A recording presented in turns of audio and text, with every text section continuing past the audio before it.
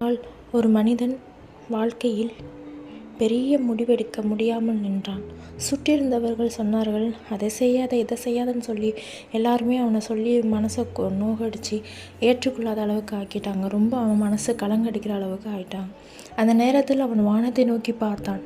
அங்கே ஒரு கழுகு அச்சமில்லாமல் உயரத்திலே பறந்து கொண்டிருந்தது. அப்பொழுது அவன் உள்ளத்தில் இயேசுவின் மென்மையான குரல் ஒலித்தது. மகனே, மனிதர்கள் வார்த்தைகள் அல்ல, என் வார்த்தையை நீ நம்பு. கழுகு போல காத்திருப்பவர்கள் புதுபலன் அடைந்து உயரத்தில் பறப்பார்கள் என்று ஏசாயா புஸ்தகம் 40ஆம் அதிகாரம் 31ஆம் வசனம் சொல்லியிருக்கிறபடி அவன் அந்த வார்த்தையை புரிந்து கொண்டான். சமூகம் ஆலோசனை தான் தரும், ஆனால் தேவன் திசையை காட்டுவார். சமூகம் பேசும், ஆனால் இயேசு நடத்துவார்.